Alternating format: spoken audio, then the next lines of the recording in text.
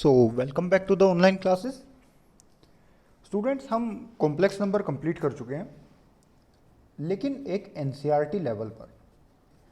अगर competitive level पर बात करें तो कॉम्प्लेक्स नंबर्स बहुत डीप है। अभी इसमें बहुत सारे और ऐसे टॉपिक्स आने हैं जो कि हमने नहीं पढ़े हुए हैं।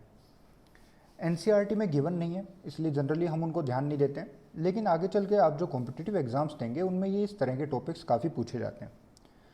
Number 1, nth root of unity. nth root of unity से काफ़ी क्वेश्चंस पूछे जाते हैं। Second, geometry of a complex numbers में सर्कल, स्ट्रेट लाइन, पैराबोला, ये सब भी आते हैं। ओके, तो वो हम जब डिस्कस करेंगे जब हम कोऑर्डिनेट ज्योमेट्री कवर कर लेंगे। ऑलराइट, और फिर इसके बाद कुछ हम स्पेशल टाइप ऑफ क्वेश्चंस देखेंगे जो कि रोटेशन फॉर्मूला की हेल्प से किए जाते हैं। रोटेशन फॉर्मूला हम बाद में देखेंगे। ओके, अभी nth रूट ऑफ यूनिटी का एक कॉन्सेप्ट हम और कवर कर लेते हैं, फिर ये जो रोटेशन फॉर्मूला है और geometry of a complex number है, ये हम जब डिस्कस करेंगे जब हम कोऑर्डिनेट ज्योमेट्री कंप्लीट कर लेंगे। ओके, एनसीईआरटी लेवल तक, बल्कि एनसीईआरटी से ऊपर लेवल तक हमारा कॉम्प्लेक्स नंबर कंप्लीट हो चुका है।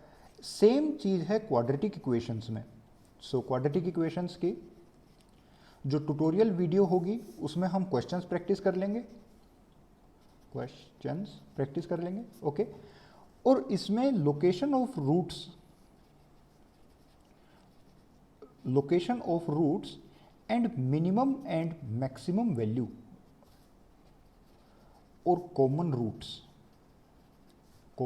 Roots, minimum and maximum value and location of roots, ये तीन ऐसे टॉपिक हैं जो कि एनसीईआरटी में तो चलिए गिवन नहीं है, लेकिन कॉम्पिटिटिव एग्जाम्स में इनसे बहुत कुछ पूछा जाता है।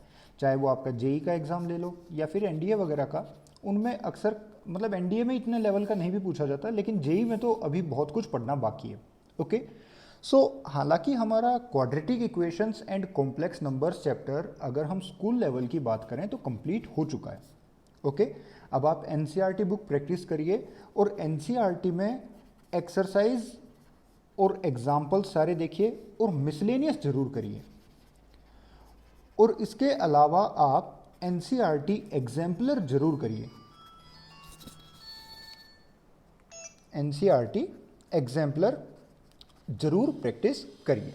ऑलराइट स्टूडेंट्स, नाउ आज वाली क्लास में जो हम टॉपिक डिस्कस करेंगे वो है एक तो cube root of unity.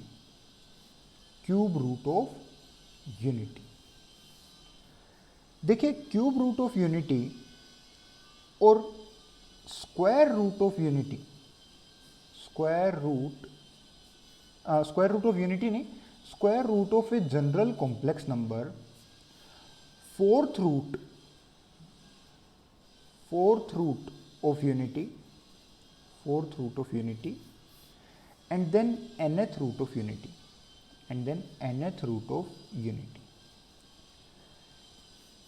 Unity, ये चार टॉपिक हैं। तो square root of a complex number तो एक बस 5 मिनट की वीडियो है, उसका इनसे कोई बहुत ज़्यादा रिलेशन नहीं है। तो नेक्स्ट वीडियो में हम डिस्कस करेंगे square root of a complex number. अभी इस वीडियो में हम लोग डिस्कस करने वाले हैं पहले cube root of unity, fourth root of unity और nth रूट ऑफ यूनिटी। और square root of a complex number के बारे में थोड़ा सा डिस्कशन हम कर चुके हैं जब हमने अंडर रूट ऑफ आयटा की वैल्यू निकाली थी, plus minus 1 plus eta divided by √2। ठीक है, इसकी जब हमने वैल्यू निकाली थी तो हमने square root of a complex number के बारे में थोड़ा सा डिस्कशन करा था। आगे और डिस्कशन करेंगे, जैसे 3 + 4 आयटा इस टाइप का एक कॉम्प्लेक्स नंबर है तो उसका स्क्वायर रूट कैसे निकालते हैं, जो कि बेहद आसान है, उसमें कोई खास बात नहीं है। अभी देखते हैं क्यूब रूट ऑफ यूनिटी। देखिए स्टूडेंट्स, हमारे पास एक इक्वेशन है कि x raise to the power 3 is equal to 1। Cube root of unity मतलब क्या है? यूनिटी मतलब 1, और 1 का cube root that is power 1/3, 1 raise to the power 1/3, इसकी वैल्यू हमको फाइंड आउट करनी है। Okay, x³ equal to 1। अब आप सोच रहे होंगे देख के कि भाई x³ इक्वल टू 1 तो सीधी सी बात है कि भाई x की वैल्यू 1 हो गई। लेकिन हमने जब डिस्कशन किया था nature of roots of a polynomial वाली वीडियो आपको ज़रूर देखनी चाहिए थी। अगर अभी भी नहीं देखी है तो फटाफट पहले इस वीडियो को बंद करके वो वीडियो देख लीजिए। So nature of roots of a polynomial, उसमें हमने डिस्कस करा था कि अगर एक nth डिग्री का एक पॉलिनोमियल है, a naught x to the power n plus a one x to the power n minus one plus a two x to the power n minus two and so on up to a n is equal to zero. अगर हम इसके roots की बात करें तो इसके total n roots आएंगे, total इसमें n रूट्स आएंगे। वो n रूट्स डिस्टिंक्ट भी हो सकते हैं और उसमें से कुछ आइडेंटिकल भी हो सकते हैं, लेकिन n रूट्स जरूर आएंगे। आइडेंटिकल रूट्स कब होते हैं वो हम एक्चुअली ग्राफ से चेक करते हैं और डिफरेंशिएशन से चेक करते हैं, तो वो थोड़ा सा हायर लेवल हो जाता है, उसके बारे में डिस्कस नहीं करेंगे। फॉर एग्जाम्पल जैसे अगर X cube equal to zero की बात करें तो इसमें जो रूट्स आते हैं वो तीनों रूट्स रिपीटेड आते हैं, 0,0,0, क्योंकि इसको आप देखिए जीरो पर डिफ्रेंशिएट करिए तो उसका जो डेरिवेटिव है 2x² वो भी जीरो पर आ रहा है, और फिर से आप डिफ्रेंशिएट करिए 3x² एक बार डिफ्रेंशिएट किया तो 6x एक बार आप डिफ्रेंशिएट करिए तो फिर से वो जीरो पर जीरो हो रहा है। तो इसलिए यहाँ पर ये होता है कि जीरो पर उसके 3 रिपीटेड रूट आते हैं। तो रिपीटेड रूट अभी एक बार हम छोड़ देते हैं। अगर डिस्टिंक्ट रूट की बात करें, रिपीटेड हो या ना हो, टोटल n रूट्स होते ही होते हैं हर इक्वेशन के, लेकिन अगर अभी हम रिपीटेड रूट्स का कॉन्सेप्ट हटाएं, अगर general n roots of a polynomial की बात करें तो उसमें जब भी कॉम्प्लेक्स रूट आएगा, अब देखने को तो 3 भी एक कॉम्प्लेक्स नंबर है, ठीक है। अगर बात करें कि क्या 3 एक कॉम्प्लेक्स नंबर है तो हाँ 3 एक कॉम्प्लेक्स नंबर है, क्योंकि 3 को 3 प्लस 0 आयोटा लिख सकते हैं। लेकिन अगर मैं ऐसे बात करूं कि कॉम्प्लेक्स नंबर कुछ एक रूट आ रहा है जैसे 3 + 4 आयोटा, कि अगर उसमें आयोटा वाला जो पार्ट है वो अगर नॉन जीरो है तो हमने डिस्कस करा था कि अगर 3 + आयोटा इसका एक रूट होगा तो 3 - 4 आयोटा भी इसका एक रूट होगा, अगर ये कोफिशिएंट्स रियल है तो, ओके। और जब भी कॉम्प्लेक्स रूट्स आते हैं तो वो पेयर में आते हैं, जैसे 2 कॉम्प्लेक्स रूट्स आ गए, 4 आ गए, 6 आ गए। कभी भी ऐसा नहीं होता कि एक कॉम्प्लेक्स रूट आ गया या फिर 3 कॉम्प्लेक्स रूट आ गए या फिर 5 आ गए, ठीक है। ऑड नंबर कभी भी नहीं होते। तो इसमें देखिए एक तो रूट आ गया x = 1, x = 1 इसमें एक रूट आ गया। अब जो बचे हुए 2 रूट्स हैं, तो क्योंकि 2 रूट्स बचे हुए हैं इसलिए हम इस बात को कंसीडर कर सकते हैं कि वो जो 2 रूट होंगे वो कॉम्प्लेक्स रूट्स होंगे, इमेजिनरी रूट्स होंगे। अगर हम बात करते x² = 1 तो इसमें एक रूट तो आ गया x = 1। अब इसमें ये सोचने की जरूरत नहीं भाई अरे एक रूट बच गया, क्या वो कॉम्प्लेक्स नंबर होगा, नहीं। सिंगल रूट कभी भी कॉम्प्लेक्स नंबर नहीं हो सकता। इसमें एक रूट आ गया 1, एक आ गया -1। ओके स्टूडेंट्स, सो इस बात को आप अपने आइडिया रखना कि एक पॉलिनोमियल इक्वेशन जिसकी डिग्री n है उसके n डिस्टिंक्ट रूट्स आ सकते हैं, और जब भी कॉम्प्लेक्स रूट आएगा तो वो पेयर में अकर करेगा। तो बात कर रहे थे हम x³ = 1 की, तो इसमें एक रूट तो हो गया x = 1। अब हमारे पास 2 रूट्स बचे हुए हैं, तो ये पॉसिबिलिटी बन गई कि ये जो 2 रूट्स बचे हुए हैं ये कॉम्प्लेक्स रूट्स होंगे, ठीक है, ये इमेजिनरी रूट्स होंगे। ओके, तो चलिए इनको फाइंड आउट करते हैं। 2 तरीके हैं इसको फाइंड आउट करने के। पहला तरीका देखिए, मेथड 1, x³ - 1 = 0, इसको आप लिख सकते हैं x - 1 × x² + x + 1 = 0, है ना। क्यों? क्योंकि a³ - b³ क्या होता है, a - b × a² + ab + b²। Alright, so this implies that ये 2 नंबर्स हैं जिनका प्रोडक्ट लिखा हुआ है = 0, तो या तो x - 1 = 0 होगा या फिर x² + x + 1 = 0 होगा, ठीक है। यहाँ से आ गया x की वैल्यू 1 होगी, और यहाँ से अब देखते हैं कि x की वैल्यू क्या आएगी। तो क्वाड्रेटिक का हमने जो फॉर्मूला पढ़ा था पिछली क्लास में, x = -b + -√b² - 4ac / 2a, उसको अप्लाई करते हैं तो यहाँ से x की value I -1 + -√1² - 4 × 1 × 1 / 2 × 1, so that is -1 + -√3 iota / 2। क्योंकि √-3 आएगा, √-3 को हम लिख सकते हैं √3 आयोटा। तो देखिए स्टूडेंट्स, ये जो x² + x + 1 ये इक्वेशन आई, इसके 2 रूट्स हैं। एक तो x = -1 - √3 आयोटा / 2, इसको हमने बोला x1, और एक रूट आ गया x2 = -1 + √3 iota / 2। Alright, so I think ये वीडियो में मेमोरी की कोई प्रॉब्लम आएगी तो ये वीडियो बीच में कट हो सकती है, तो नेक्स्ट वीडियो जो इसमें होगी आप वो जरूर देखना। चलिए तो चलो भाई इसमें जो प्लस वाली क्वांटिटी है उसको पहले लिख लेते हैं, माइनस वाली क्वांटिटी को बाद में लिख लेते हैं, कोई खास फर्क वाली बात नहीं है, ठीक है। अब स्टूडेंट्स ये जो x1 लिखा हुआ है, ये अगर हम पोलर फॉर्म में देखें तो लिखा हुआ है -1/2 प्लस √3/2 आयोटा, यानी कि कोस 120 degree plus sign 120 degree into iota. और अगर इसकी बात करें तो ये क्या लिखा हुआ है, x1 इक्वल टू ऐसे लिखा हुआ है, x2 लिखा हुआ है -1/2 माइनस √3/2 आयोटा। तो इसमें हम बोल सकते हैं that it is cos 240 degree plus sign 240 degree multiplied by iota. Okay, अगर मैग्नीट्यूड ऑफ x1 की बात करें तो वो आ रहा है 1/4 plus 3/4 that is equal to 1, और यही मैग्नीट्यूड ऑफ x2 आ रहा है क्योंकि वो x1 का बाहर लिखा हुआ है। ऑलराइट स्टूडेंट्स, सो x1 को आप ऐसे भी लिख सकते हैं 1 multiplied by e raise to the power 120 degree iota, या फिर ये जो ऑयलर फॉर्म होती है इसमें हम डिग्री में नहीं रखते हुए इसको हम रेडियंस में कन्वर्ट कर लेते हैं। So e raise to the power 2π/3 iota और x2 is equal to e raise to the power 4π/3 iota. Alright students, अब ये जो क्यूब रूट ऑफ यूनिटी है ये बड़ा फेमस है।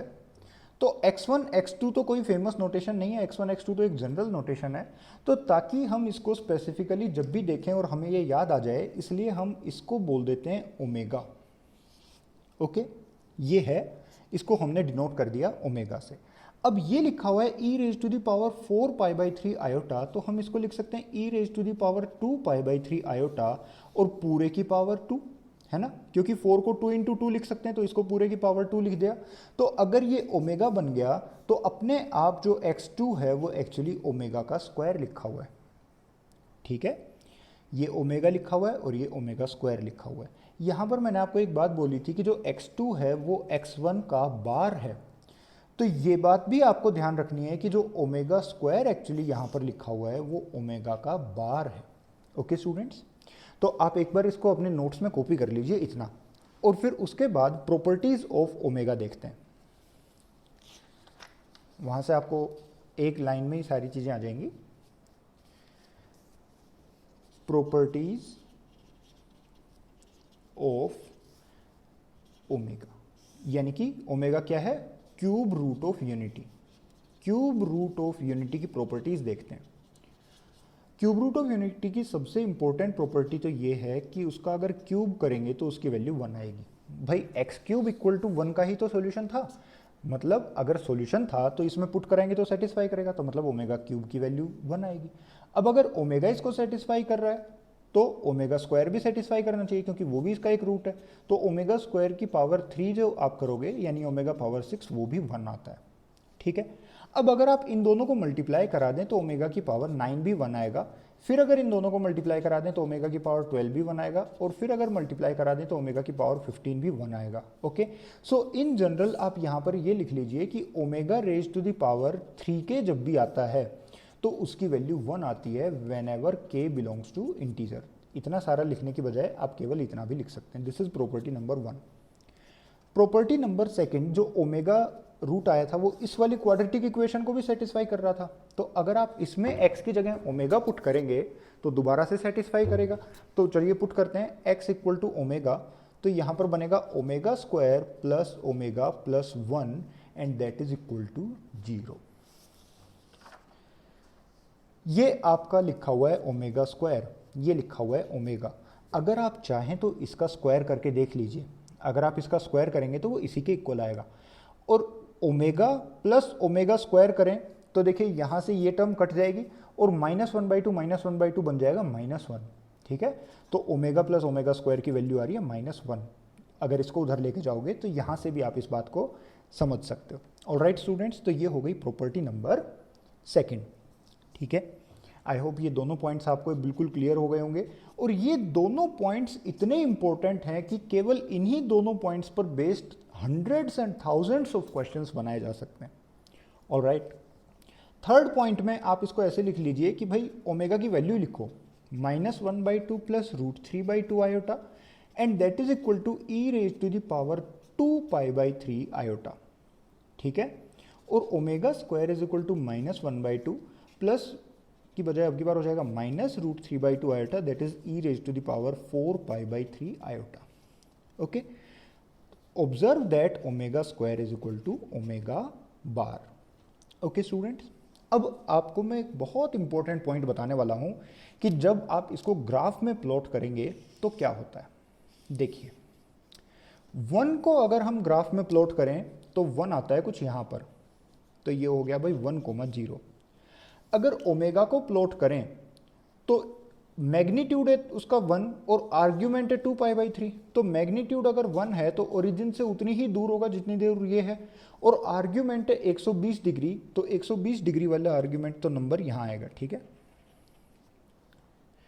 ये एंगल है 120 डिग्री।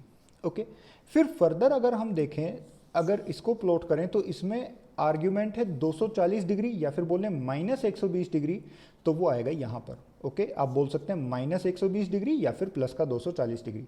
तो ये अगर ओमेगा है और ये ओमेगा स्क्वायर है, तो आप ये देखिए ओमेगा और ओमेगा स्क्वायर इमेजिनरी एक्सिस में, सॉरी रियल एक्सिस में एक दूसरे की मिरर इमेज है।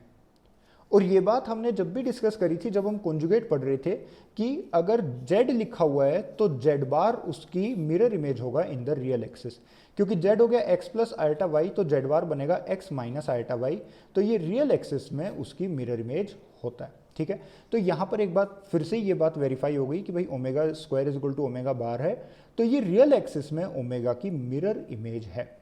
ऑलराइट स्टूडेंट्स, एक पॉइंट ये भी।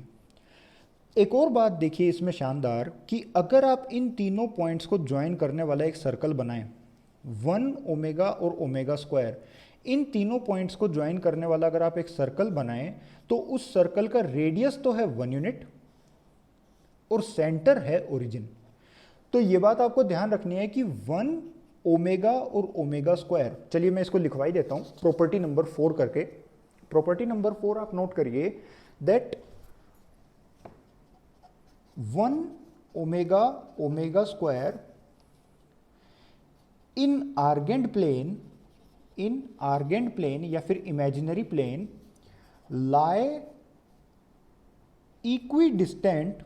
lie equidistant on a circle whose center is origin and radius is 1 unit. Argand plane में अगर हमें देखना है कि 1 ओमेगा और ओमेगा स्क्वायर कहां लाई कर रहे हैं, तो वो एक ऐसे सर्कल के ऊपर इक्वी डिस्टेंट लाई कर रहे हैं। इक्वी डिस्टेंट मतलब तीनों का एक दूसरे से डिस्टेंस इक्वल है, यानी कि आप इसका इससे डिस्टेंस फाइंड आउट करो या इसका इससे डिस्टेंस फाइंड आउट करो या इसका इससे डिस्टेंस फाइंड आउट करो, ये तीनों के तीनों इक्वी डिस्टेंट हैं, इक्विलेटरल ट्रायंगल फॉर्म कर रहे हैं। इक्वी डिस्टेंट एक सर्कल के सर्कमफ्रेंस पे लाई कर रहे हैं, जिस सर्कल का सेंटर है ओरिजिन और रेडियस है 1 यूनिट। बहुत इंपॉर्टेंट प्रॉपर्टी। ओके, और ये हमने देख लिया है कि जो ओमेगा स्क्वायर है वो ओमेगा की मिरर इमेज है with respect to the real axis. Alright students, ये डायग्राम जरूर बना लेना कंबाइंड विद दिस पॉइंट। ठीक है, तो ये जो 4 प्रॉपर्टीज हमने यहां पर पढ़ी हैं कॉम्प्लेक्स नंबर्स की, क्यूब रूट ऑफ यूनिटी की, ये एक्सट्रीमली इंपॉर्टेंट है। अब इसके ऊपर बेस्ड क्वेश्चन हम कैसे फॉर्म कर सकते हैं, बहुत सारे क्वेश्चन हो सकते हैं। जैसे एक एग्जांपल आप ये देखिए कि आपसे वैल्यू पूछ सकता है, find the value of 1 plus omega. अब मुझे लग रहा है इसकी मेमोरी कभी भी ये बंद हो सकता है। 1 प्लस ओमेगा पावर 4 और मान लीजिए प्लस में कर दिया 1 प्लस ओमेगा पावर 8। ओके, तो ये आप ध्यान रखना, जैसे omega square plus omega plus 1 is equal to 0 है, तो अगर ओमेगा प्लस 1 दिया हुआ है, ओमेगा प्लस 1, तो आप इसमें प्लस ओमेगा स्क्वायर करा सकते हैं, माइनस ओमेगा स्क्वायर करा सकते हैं, है ना। प्लस ओमेगा स्क्वायर कराते ही वो वाली टर्म 0 हो गई। भाई देखो 1 प्लस ओमेगा लिखा हुआ था, तो 1 प्लस ओमेगा को आप माइनस ओमेगा स्क्वायर लिख सकते हो। कैसे? इसमें प्लस ओमेगा स्क्वायर कराया और माइनस ओमेगा स्क्वायर कराया। अब ये वाली वैल्यू तो हो गई 0, ये वाली वैल्यू बची माइनस ओमेगा स्क्वायर, तो ये लिखा हुआ है minus omega square multiplied by 1 plus omega square यहाँ लिखा हुआ है, तो ये लिखा हुआ है एक्चुअली माइनस ऑफ ओमेगा, है ना। एक ओमेगा ऐड और सब्ट्रैक्ट करा दो, 1 प्लस ओमेगा क्यूब, तो 1 की वैल्यू तो 1 ही है, ओमेगा क्यूब की वैल्यू भी 1 है, तो ये लिखा हुआ है 2 multiplied by 1 plus omega power 4। Omega power 4 को आप लिख सकते हो ओमेगा क्यूब इंटू ओमेगा, ठीक है। ओमेगा क्यूब की वैल्यू 1 हो गई और ओमेगा पावर 4 इक्वल टू दोबारा से ओमेगा आ गया, सो ओमेगा। सो 1 प्लस ओमेगा पावर 8 को आप लिख सकते हो 1 प्लस ओमेगा पावर 2, क्योंकि ओमेगा पावर 8 को लिखा जा सकता है omega power 6 into omega square, तो ये हो गया 1 और ओमेगा पावर 8 की वैल्यू आ गई ओमेगा स्क्वायर। ऑलराइट, सो 1 प्लस ओमेगा स्क्वायर लिखा हुआ है, मतलब माइनस ऑफ ओमेगा लिखा हुआ है। ऑलराइट स्टूडेंट्स, सो एक माइनस यहाँ से आया, एक माइनस यहाँ से आया, ओमेगा स्क्वायर इंटू ओमेगा हो गया 1, तो यहाँ पे लिखा हुआ है 1। फिर ओमेगा ओमेगा हो गया ओमेगा स्क्वायर और यहाँ पे 2 लिखा हुआ है, तो इसको सिंप्लीफाई करके ये आ गया minus of 2 omega square. Alright students, so ऐसे ही एक एग्जांपल तो ये हो गया। एक और आप ट्राई करना, जैसे भाई 1 plus omega power 2020 multiplied by 1 plus omega power 2021 multiplied by 1 plus omega power 2019। Alright students, so इस क्वेश्चन को सॉल्व करके कमेंट सेक्शन में आंसर बताइए। ओके, सो इस तरह से इन क्वेश्चंस को करना है और ये कॉन्सेप्ट आप नोट कर लीजिए। नेक्स्ट वीडियो में हम 4th रूट ऑफ यूनिटी और nth रूट ऑफ यूनिटी का कॉन्सेप्ट भी आज पढ़ लेंगे।